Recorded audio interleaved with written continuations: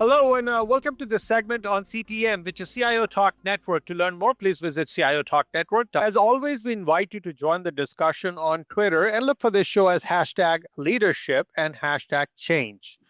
So the topic here today is change at the speed of trust. And we have Sangy Vatsa, who's the Chief Information Officer and Executive Vice President with Comerica Bank. Hey, Sangy, how are you? Hey, I'm doing great, Sanjog, and thanks for having me on the show. Honors is all ours. And the reason we wanted to do this show more than anything else is because we know everything, we look at business, our lives, everything is moving at a pretty warp speed. Now, when we look at an environment where we want to bring about change, and yes, we can announce it at the top that the change is coming, but to make it happen, we need to have some sort of trust. And if there is a lack of synchronization in terms of the level at which the trust is in an organization, plus compared to what the level or speed at which you want to bring the change, when there is a lack of synchronicity, we will see that there would be a problem. So, how do we first make sure that our trust is at an level? And subsequently and consciously, we'll take all change initiatives and kind of measure and rationalize and prioritize to make sure they really hit the mark. So, that being said, the first question for you is about trust. So, we always look at trust as okay, yes, that's something which is fluid, and we wanted to talk about that as a organizational development issue or leadership issue. But since it is an underpinning or almost what happens to an organization and it becomes important, do you think there's a way to actually measure and in a more tangible manner, but versus just being a soft factor? I think that's an excellent question. And before I start, I am to be invited to this session and have the opportunity to share my thoughts on this change at the speed of trust. I believe it's a great topic, and that means so much when it comes to driving real change.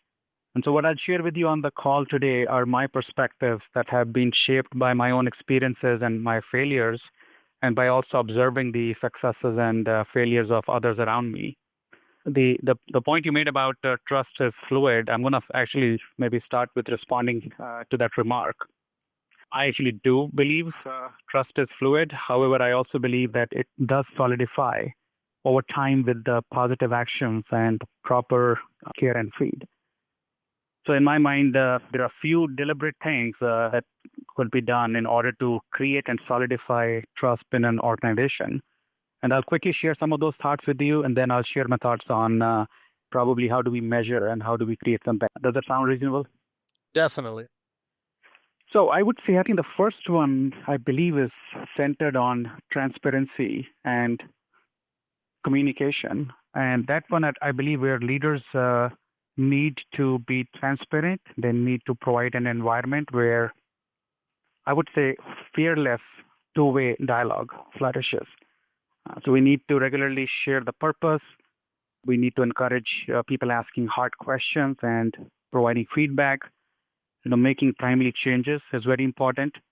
And then sharing the rationale behind those changes and how those changes benefit people, I think becomes very, very important. I would also say having genuine interest in people's development and showing that interest with compassion goes a long way. Now I've got two children, one soon to be 20, another is 17. And I've always felt that when you take the same interest in developing your employees as you do with your own children, you are well guided in your actions. And then the other piece I would say is taking actions that create business outcomes that are big, sustainable, and they garner respect. I think those are things that motivate people even when they're going through a change. And very importantly, acknowledging when you make mistakes as a leader and showing how you learned from that, again, goes a long way. So those are some of the parts I feel help you create trust in your organization, and they solidify trust over the course of time. I think your other question is how do you measure it? The three things that I would say that come to mind. The first one I would say is that are the employees in your organization attracting their colleagues and friends to come and work in your organization? In other words, is there a high net promoter score or an NPS? That would be the use. The second would be, do leaders in the organization have a track record where people are reaching out to those leaders to come and work for them? In other words, is there a high net attractor score? And that would be for that measure. And then the third one, I would say, is how well does the organization respond to failures and uses those as learning opportunities? In other words, what is the organization's learning quotient? So those are the three things come to mind. How would you really track your progress against building and sustaining trust? That's great. So when we talk about the trust, and we always say that, okay, if you show the right behavior, because nobody's sitting in your mind, the way you behave, the way your demeanor is, and how you react to certain things is what engenders trust. But then if you are not going to have the required trust level, you can only fake for so long. You will give it away, and that will break the trust forever. So what should come first? Would you think you have to start deliberating first, or first you say, I'm going to clean everybody's mind in every team member first, so that they start trusting? I mean, this becomes like boil the ocean, or trying to do too many things at the same time. It may never even see the daylight. And I would say, I think, like in many other areas, I think what really matters is how you do what you do, and really focusing on demonstrating high integrity when you're trying to build trust in an organization so that your actions follow your words. And I would say, I think that very much applies in this area as well. And if I think about kind of the comment and the question you just asked, is I would still be on the side that you should be focused on consistently exhibiting the desired behaviors. And the goal here is to essentially create a positive reinforcing cycle through positive actions that will essentially grow the trust account of your organization. So, I mean, when it's a trust account of your organization, what I basically mean by that is, increase in trust further leads to desired behaviors in form of higher empowerment, higher creativity, and that results in higher productivity. So essentially, Go ahead. Go ahead. Essentially, you reach a stage that if any failures occur in your organization, you've built that depth to absorb that impact. And so it becomes very important that your actions are going to create the level of foundation in the organization. And just a speech on trust, I believe, doesn't last for too long. Actions do create layers of trust, and it's not a short journey. So your response, it's interesting the way you approach this, is where someone has to kind of show the behavior, because that's going to start creating trust among others. Now, that could be true for a top-down or a boss talking to a reportee. There is no incentive for one coworker to show a specific desired or expected behavior towards other when the trust doesn't exist. So at that point, you are not thinking your coworker's productivity. You simply wanted to interact with that person on basically, even for the work, even a project needs to get done, and you reach out to say, okay, I need a resource that you can give me, or I think we have to work together. But that dialogue, even if it stays at work, they really are not thinking of making that other person successful, especially when you may not have that high degree of trust already somehow built. How would you crack that problem? Because in that case, that person, you cannot watch that one coworker to be demonstrating a certain behavior, and you cannot be saying, okay, you did not show that behavior, this could have further worsened it, so that's why you are either demoted or fired or something else happens. So you don't use the sticks to engender trust. And the trust, frankly, is less of an issue in many cases. Yes, with leaders and the reportees, it is most probably at the peer level, when the trust, when is not existing, it percolates and it has its bigger damages. Would you agree? I would say anytime you're driving a change that is significant, and sometimes these issues that you talked about that form over the course of time, or they exist in organizations that you say join, or you take over those organizations, they've been outcomes of actions that may have happened in the past. And so I believe that when you are really trying to drive that change in a way that you want to drive it in a very sustainable way, you have to think about a segment of one. You cannot sit there and make and at an organization level as a whole, we would be able to become productive and effective all at one time. So I think really focusing on segment of one, really understanding that the change that you're driving, what is the impact of that on of the change on every individual. To me, I think getting to that level of personalization, of understanding the implications and impacts of that change, and also at the same time, how do you really motivate and inspire the organization to really connect with the strategic plans of the organization, the future of the company? So I agree with you that if you leave it up to a top-down view, then again the effect would not be as strong. And it has to be both bottoms up and top down. You have to really understand at every level of the organization. As a result, you don't just as a leader drive the change. You actually create a network of leaders in the organization, and irrespective of band or grade or a title, you're actually really inspiring leaders to step up and lead for the organization. So when you spoke about change and when you're coming in, suppose you inherit an organization which doesn't have a high degree of trust. And that's where you needed some trust to begin with. When you mentioned you even would create a team of leaders. So suddenly those leaders would not magically appear unless otherwise you recruit from outside at all times. But it doesn't happen when you are trying to get in and trying to get started. So if you had to come in and try to even think about change, you need to be able to trust someone or enough people so that it could have a critical mass for it to percolate throughout the organization. So when you're getting started, if you had a playbook, what would that starting point look like?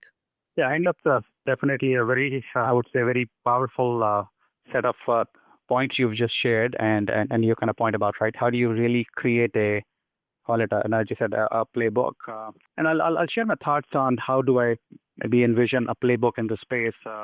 And anytime you go through organization changes, or as you said, zooming in and trust does not exist. Anytime you go through a change, change does basically take a debit out of your trust account, because changes are not easy and people will read into some changes differently than what may have been perceived. So having a clear purpose and ensuring that that purpose is being shared with people on an ongoing basis becomes very important. If I think about what would you maybe methodically go about doing in order to really drive that level of development of trust, and then how do you sustain it? I think, as I said, clearly establishing the purpose for the change and what are some of the key principles that are the foundation for the change.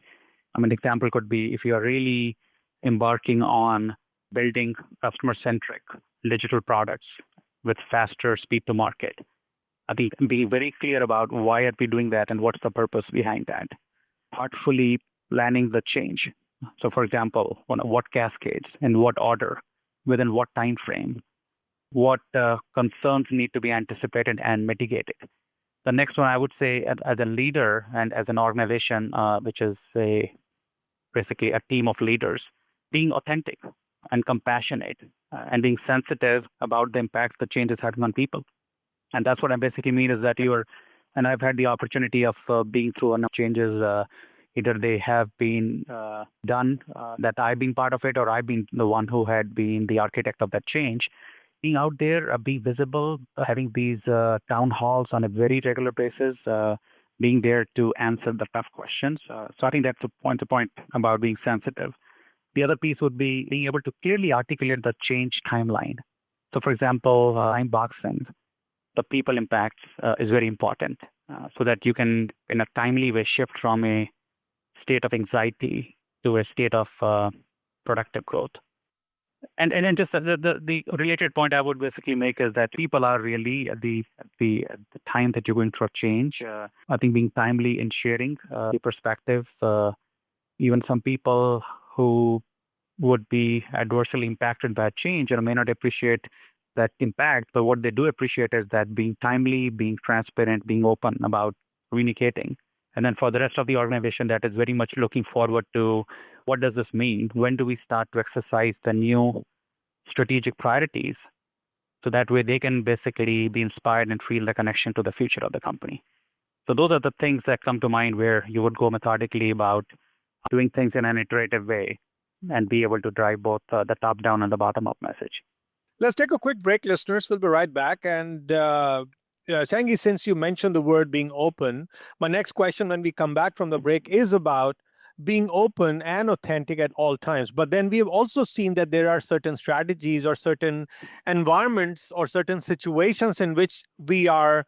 So it is suggested to not be completely open and authentic because that would break the level of trust that currently exists in the organization. Whatever those situations are, but we get these conflicting messages, if you will, about what we should be doing. And this doesn't only exist in the ivory tower, but it also exists in within the group. Sometimes we say, oh, this is open culture and everything. Other time is we are asked to contain that information within that group because we don't want it to come out, which in turn could be misinterpreted and or undermine the overall trust in the organization. So what is the right approach so that we do not, for the sake of a situation or for such sake of a given, jeopardize by introducing this conflicting priorities and conflicting messages or mindsets that we are trying to develop because people get confused. Let's talk more about this when we come back. Please stay tuned.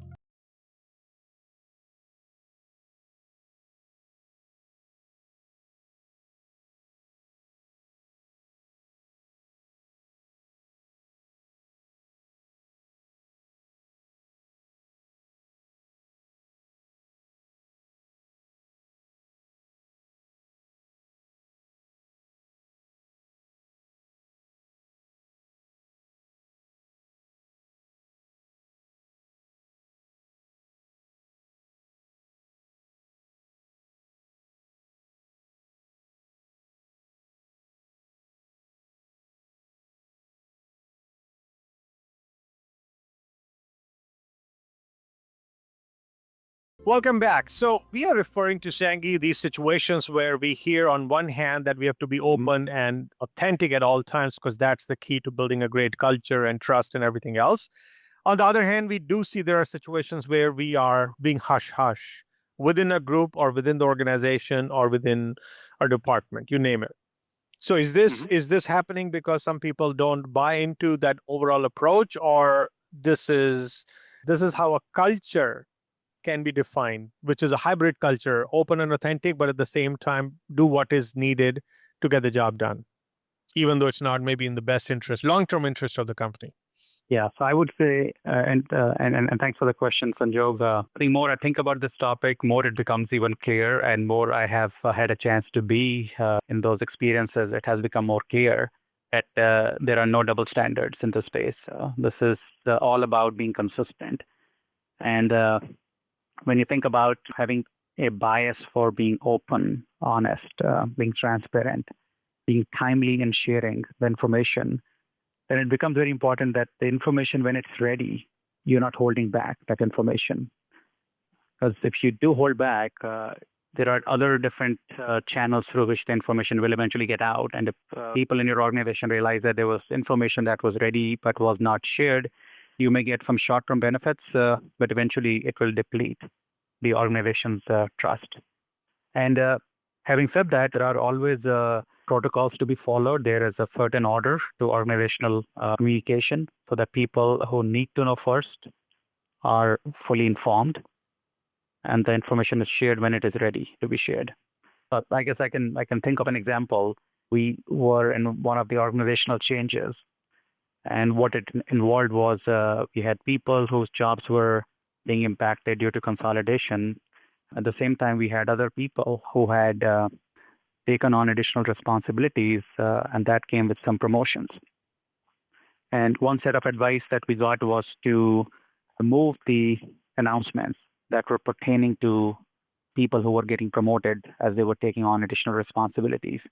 And at that point, as a leader, you have to make a decision. And in spirit of transparency and recognition, we decided to respectfully thank our colleagues whose jobs were being adversely impacted. And we chose to recognize colleagues who were taking on higher responsibilities and things that they had been working towards their career aspirations and career goals. So, if we are looking at an organization and given where we are as commercial enterprises, I would point to at this time, we are all trying to please the Wall Street versus and shareholder value is more important than what employee welfare is and what culture we develop. So results based type of organizations. When we go there, we want productivity. And when we talk about productivity, we want to find out ways by which we incent people. And that could even include competition. And when we talk competition, that means we are saying you fend for your own rights, you fend for your own success and your career. Yes, you will talk about the team goals and departmental, but essentially it becomes lone warriors versus a team. And which, in a way, as long as everyone is running, trying to run faster than the other, the whole company moves forward. That's great. But it can come to a point where it starts or it can cannibalize trust and openness because people would want to hold back information or avenues where the other person could succeed.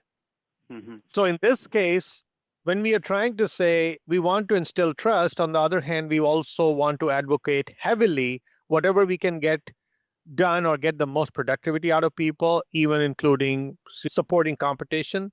Isn't that a little counterproductive? Yeah, I would say you have to be productive both in the short term and in the long run. And there are ways to be thinking in terms of how do you iteratively create productivity.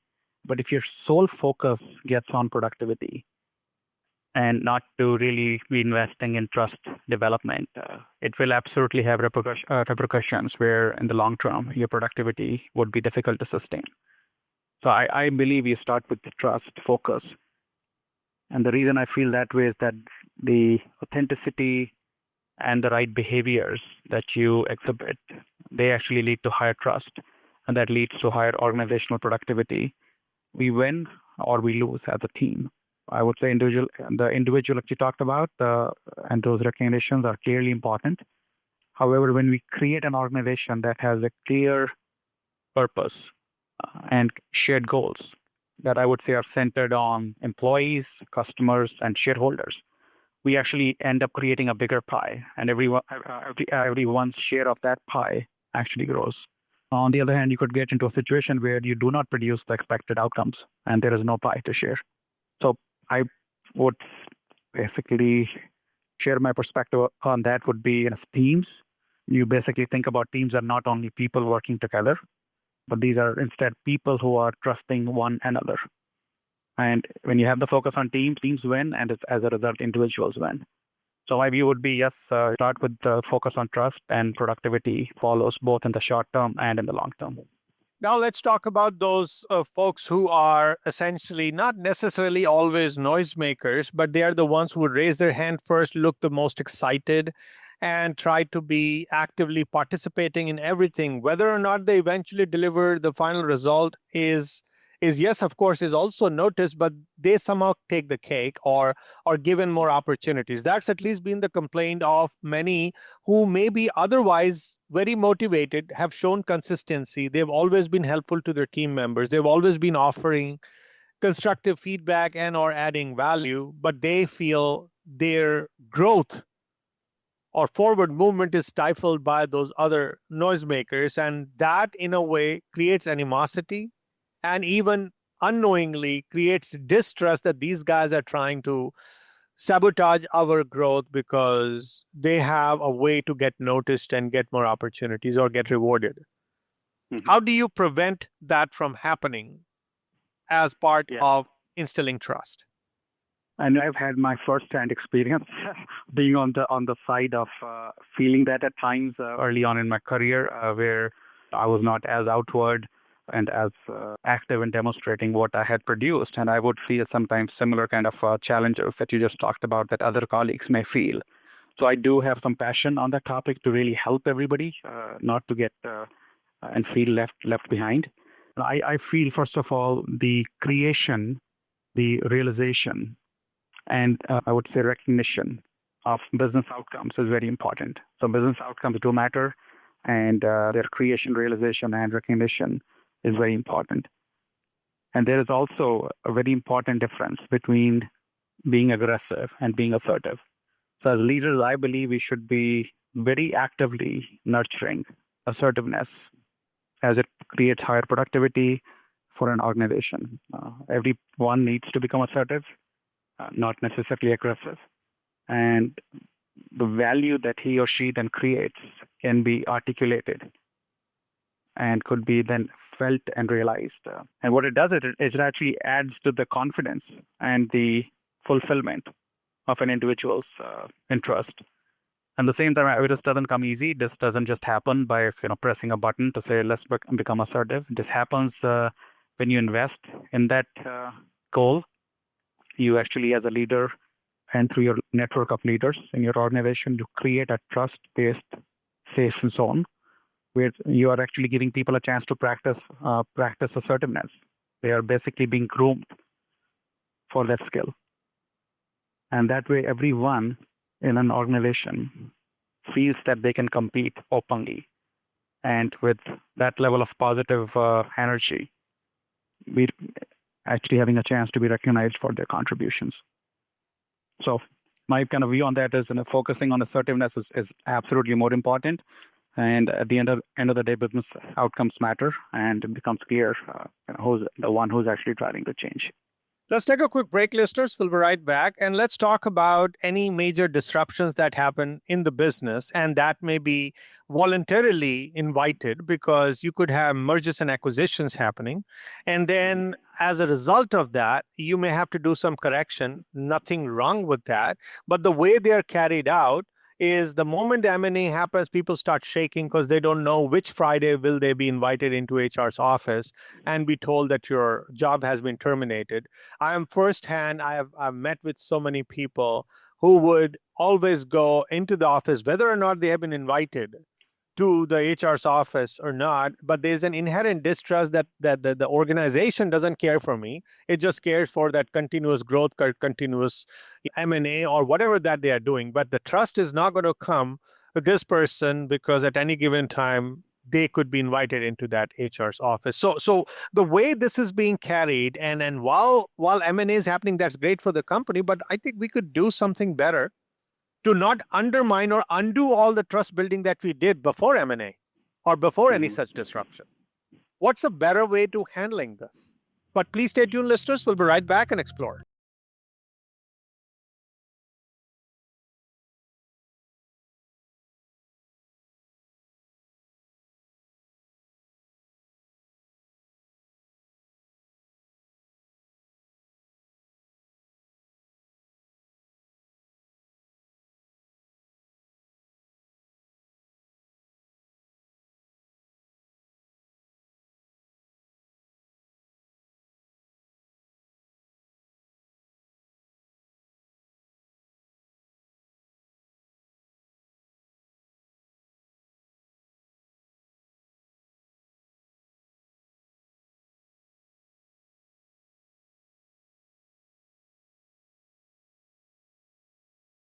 Welcome back. So when we talk about M&As or any such issues where the either company is going through a financial trouble or it could have M&A as a disruption, any of those cases have to be handled gracefully and ideally making sure that all the trust that we built over the years is not undermined, not only among the people who are leaving, but also the ones who are left in the company, because you'll have to literally start all over. But it seems like it has not been handled well. So where do you think people may be going wrong and what's a better way to approach it? Yeah, I would say, Sanjog, that one is very important as well. And when organizational changes happen, M&As happen, joint ventures happen, and other changes happen, these changes are never easy. And they do take, again, as I said earlier, they do take a debit out of your trust account. And first of all, really putting that focus on what does it mean to our colleagues who are not going to be with us, and really working that in a very respectful way and really recognizing people for their contributions that they have made to the company. Really understanding how would that level of separation be experienced by those employees, getting our HR partners very actively engaged with us to really ensure or to ensure that the level of understandings is felt at an individual level, not at a team level. And to me, I think that is one piece, is that how do you really exercise those actions during that level, that phase of separation for some of the colleagues. And the action that you take will determine that are you really helping sustain the brand equity, or are you depleting from the brand equity? Because we work in a network which is very close network in this industry, and people work and go and work in other places, and it's word of mouth. And so how do you treat people goes a long way. At the same time, you have to balance it out by ensuring that people who are part of the organization, who are going to be part of the strategic change, are absolutely feeling inspired and motivated, and they can really put clearly, what does the go forward plan look like, and how does the actions of that organization support the overarching goals of the bank or of the company. So to me, I think those would be the two pieces to highlight that doing and taking actions with high respect for the colleagues who would be leaving, and also at the same time ensuring that you are taking the right actions to keep your employee force, your workforce fully motivated and inspired. Having a playbook always helps, and I shared some thoughts with you earlier on how would you go about methodically ensuring that you are consistently adding to that trust account and not depleting from it. I can I can highlight one quick example when I was engaged with one of the very large joint ventures. And I was actually managing the technology for that joint venture. It was almost close to $1 billion joint venture. And I would say the initial phase of that joint venture did not go as expected. And part of the reason was that the people who were part of the change, including the vendors, were not fully informed about the benefits and the impacts. And the practices that I shared with you earlier and the playbook question that you asked, as we really, in a very deliberate way, apply some of those practices of openness, transparency, being assertive in articulating the benefits to the organization and to the individuals. I think as those actions were applied, it helped raise the trust amongst the team members. And the subsequent phases that followed were very, very successful. And overall, the joint venture was a huge success. And so there were some significant learnings, but the course correction happened very quickly. And some of these things then became even more clear in my own mind that this is a repeatable set of practices that you can apply in other situations as well. When we look at trust as an issue or a softer issue for the most part, perhaps it becomes like taking a Tylenol for the pain versus going for surgery. Means you do not really end up spending a whole lot of time, or no deliberate action is being taken to restore trust within the organization. Suppose there's a leader who sees I'm coming in for bringing about change and I see the trust level low, so you start working towards it. Now, if this was a little more institutionalized approach versus one person walking in as a lone warrior, then you would have HR involved, you would have other people involved versus just a few leaders or that one leader who's trying to restore trust. And if that requires you to do activities, if that were required to do certain special projects, which would have, among other tangible outcomes, a major objective could be to restore trust, then those investments would be worthwhile. It does it in real life, since you live this every day. Do you think the organization has an appetite to formalize trust building as actually an investment? Because if you have lower trust, you will take more time for making decisions. You will have issues related to challenges. So in a way, it's going to cost you money. Right. Can we invest towards? Yeah. And I would say that's a deep thought, and I appreciate you kind of expressing it the way you expressed it. And I will tell you, some organizations do a more effective job of putting the focus on this very important priority, and others may not be able to do it as effectively. And then what you see in the outcomes of those changes, becomes clear which of the two organizations were more successful depending on what practices were actually applied. But if I think about the very, very critical and strategic word trust, to me, it is by far the most critical success factor for an organization to grow and thrive. So as a result, I do not believe that you need to do a a thorough business case to restore trust. Just simply do it through practices that I have shared. Some of those I've shared just from my own experience and my own perspectives. I'm sure there are better ideas out there, but the ones that I've shared, I've seen them work in the past. And so I believe that this is something you do it. Maybe you put a Nike sign and put trust development right next to it. I also feel that each individual in the organization needs to hear clearly and understand what does that change mean to them and how it supports their career aspirations. That's part of the kind of the mechanics of how do you go about in that playbook. And I would say finally, and when you're driving that kind of a change at an organization level, it does require hard work and it requires some deep thinking. Think about that as a program. It's not a side effect of trust development happening. It's actually a very deliberate focus upfront. So you're actually, in a very deep way, you're thinking, you're planning, you're designing that change, you're actually executing the change. You're constantly monitoring the change and the effects to make sure that any adjustments that need to be made are being made in a timely way. You will inevitably take some hit to your trust account when you go through a large change. The goal, however, is to minimize the debits out of your trust account.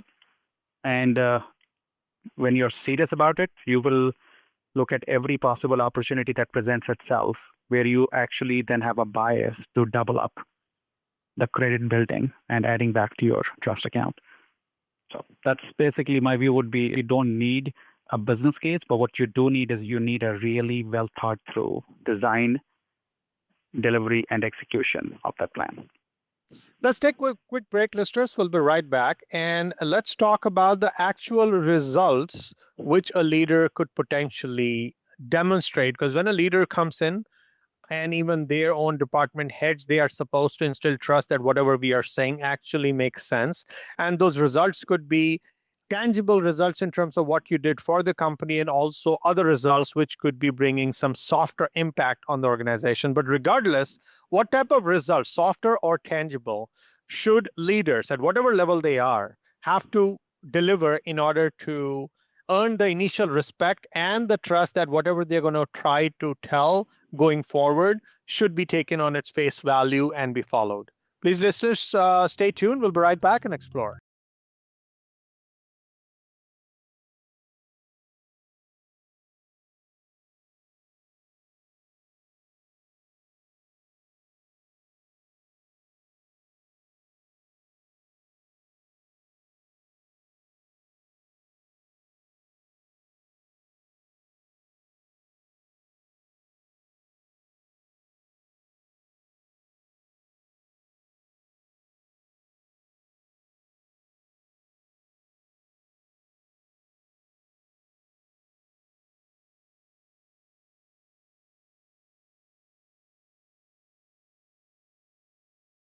Welcome back. So we are talking about results, and frankly, nothing speaks louder than results. So, Sangy, when we look at the type of results that a leader need to showcase, whichever level in the organization they are, what would those be so that they create the foundation of trust, at least people in terms of people trusting them, so that whatever they do going forward is recognized, is respected, and followed? Yeah, and as I had mentioned earlier, when you're designing and delivering a change like this one, and change could be at a team level, could be at a department level, could be at an entire organization level, starts with you as an individual who is the leader setting up the tone for the change. But then at the same time, you as an individual can never fulfill the change for the entire organization or for the entire team. So you need everybody to share that responsibility and to share that passion. So it starts with the individuals who are leading by example. And as you said actions are much louder, and they are much louder than words. I would say the leader then needs to quickly create a highly empowered organization and leverage the creativity and the will of the colleagues to drive the transformation. You are basically going to be measured by not only the path you took to get to the destination, but did you actually arrive at the destination? So arriving at the destination is also very, very important, and the journey that you take is very important. So the leader needs to be knowledgeable. They need to show experience in the important details. They need to demonstrate their comprehension of the organization's strategic goals. And your goal you may have set up for the organization could be something like you're going to drive X% higher revenue growth by cutting the time to market by Y%, and with a focus on delivering customer-centric digital products. So if that's the kind of the strategic goal, getting everybody to really understand the significance of that goal and the leader being able to not only comprehend, but being able to articulate the so what of that goal. The other piece that becomes very important in that outcome generation is that you're creating a flat organization where every colleague, irrespective, as I said earlier, of their band and title, is able to feel the empowerment to take that initiative and to lead that important organizational level of change without basically a lot of oversight. So that level of empowerment goes a long way. Once people have understood the purpose and they have gotten behind the shared priorities, then you want to let them perfectly free. And so that's the couple actions. What also matters a lot is that are you really creating some quick wins, and are those quick wins being celebrated as a foundation for your next set of outcomes to come. And I think if I think about it, for maybe just very quickly, an example where I've always felt that connecting with anybody in the organization, whether they are the millennials, they are the Gen Xers, Gen Ys, the people who are baby boomers in an organization who bring immense knowledge and experience, being able to connect with every segment of your employee base and giving them the empowerment to show the art of the possible is what really sets organizations from others. And in a way, what you're doing is you're truly crowdsourcing your organization transformation through your colleagues and creating basically an organizational growth engine. So crowdsource, basically, for some of the members in the audience may not fully appreciate it. That's where you're leveraging every colleague in your organization to demonstrate the art of the possible and giving them the empowerment to go and deliver. And that will be my kind of approach to how do you really then create sustainable outcomes. So that said, the fun final question I have for you is basically connecting back to the very topic, which is change at the speed of trust, which was essentially about kind of throttling the change in such a way, controlling the pace of change, so that at no point it basically maximizes the value it can get out of the trust that exists in the organizations, but at no point should it become counterproductive or undermine the trust, because whenever you make a change, it kind of trust takes a hit one way or the other. So how do you kind of play this balancing act? What would you do to have the best balance possible, the perfect pairing, if you will? Yeah. So I'm not sure I'm fully there to share with you perfect balance, but what I aspire to do is to really have a sense and respond kind of a culture where you're constantly sensing and you're making adjustments as required, and truly very agile and iterative way to think about change management. And so you do need to strike the right balance. You want to ensure that the pace of change, as you said, is not too fast or too slow for that matter. Because if the pace of change is too slow, you could leave a lot of anxiety in the environment. And if the pace of change is too fast, you could create a lot of chaos in the organization. And so a few things that I shared earlier, having some quick wins and being able to learn from those quick wins, having a culture that basically supports a fast fail and provides ways for people to learn from those opportunities.